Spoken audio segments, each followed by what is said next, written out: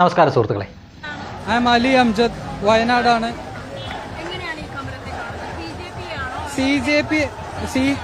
Paper ലീക്കിനല്ല, CJP ഞാൻ personally കാണുന്നത് ഒരു ലോകാവസാനത്തിന്റെ അടയാളം. ഇസ്ലാമിൽ 6-ാമത്തെയോ 7-ാമത്തെയോ ദാബത്തുൽ അർള് എന്ന് പറഞ്ഞിട്ടുള്ള ഒരു കോൺസെപ്റ്റിനെ പറ്റി ഡിസ്കസ് ചെയ്യുന്നത്. Bees from earth like cockroaches, like insects, and that's deeply connected to Islam, even Solomon Sulaiman. And as far as I'm concerned, as a deep religious Muslim, I see it as a sign of end times. That's what I feel like.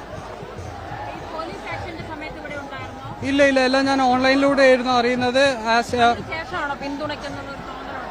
അതായത് ഇതിനെ പിന്തുണയ്ക്കാതെ ഇരിക്കുന്നവന്മാർ മണ്ടന്മാരാന്നാണ് എനിക്ക് തോന്നുന്നത്. Four justice, for like even ഇത്ര അട്ടിക്കുള്ള പ്രൂഫാണ് against Narendra Modi electoral ബോർഡിനൊക്കെ ആയിട്ട് വന്നത്. എന്നിട്ട് still they are ruling us. That's not justice.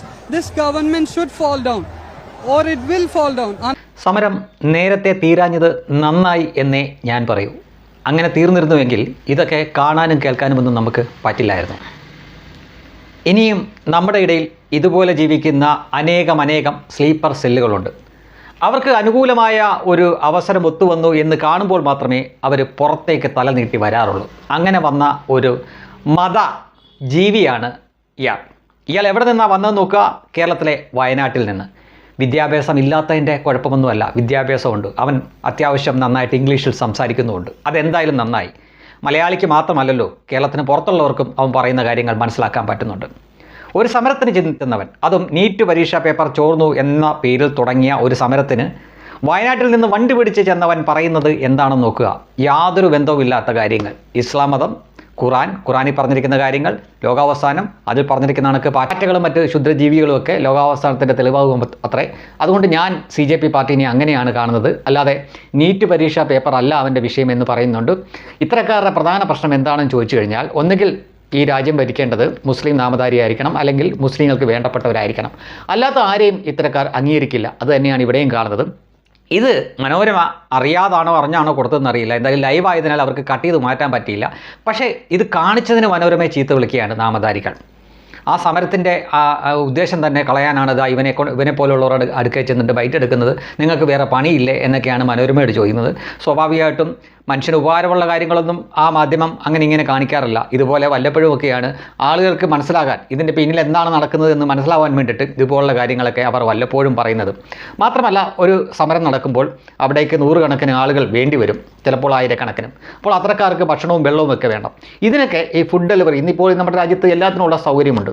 അതിനൊക്കെ ആരൊക്കെയാണ് ഓർഡർ കൊടുത്തിരുന്നത് എന്നറിയുമ്പോഴാണ് കേരളത്തിൽ നിന്ന് വരെ മലയാളികൾ വരെ അതിലേക്ക് അവരുടെ പങ്കുണ്ടായിരുന്നു എന്ന് മനസ്സിലാക്കുമ്പോഴാണ് ഇത് വളരെ ആസൂത്രിതമായിട്ട് നടന്ന ഒരു സമരവും അക്രമ സംഭവമാണ് എന്ന് നമുക്ക് മനസ്സിലാക്കാൻ പറ്റുന്നത്.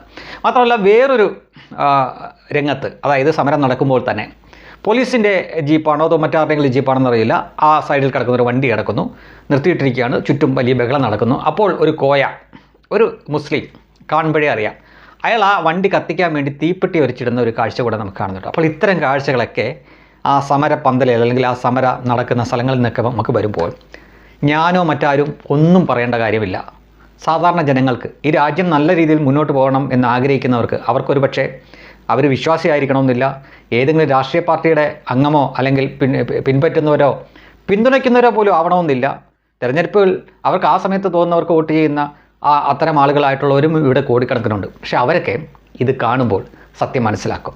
ഈ സമരത്തിൻ്റെ പിന്നിൽ വേറെ എന്തൊക്കെയോ ലക്ഷ്യം കൊണ്ട് ഇതുപോലെ വന്നുകൂടുന്ന ഒരുപാട് മതജീവികളുണ്ട് എന്ന സത്യം മനസ്സിലാക്കും. ഇതിപ്പോൾ മറ്റേതെങ്കിലും സംസ്ഥാനത്തെ വിദ്യാഭ്യാസം ഇല്ലാത്ത ഒരുത്തനാണ് പറഞ്ഞെങ്കിൽ അവന് വിദ്യാഭ്യാസത്തിൻ്റെ കുറവാണ് എന്ന് പറയാമായിരുന്നു. പക്ഷേ വയനാട്ടിൽ നിന്ന് പോയവൻ അവിടെ മലയാളത്തിലും ഇംഗ്ലീഷിലും സംസാരിക്കുന്നു. പക്ഷേ അവന് മതമല്ലാതെ മറ്റൊരു വിഷയവുമില്ല. അവൻ എന്തിനാണ് പോയതെന്നും എന്തിനു വേണ്ടിയാണ് അവൻ ആ സമരത്തിന് ചെന്നതെന്നും ചോദിക്കുമ്പോഴാണ് അവൻ ഈ ഉത്തരം നൽകുന്നത് എന്നോർക്കുക. ഇത്തരക്കാരായിട്ടുള്ള 100 കണക്കിന് അനേകം സ്ലീപ്പർ സെല്ലുകൾ നമ്മുടെ ഇടയിലുണ്ട്.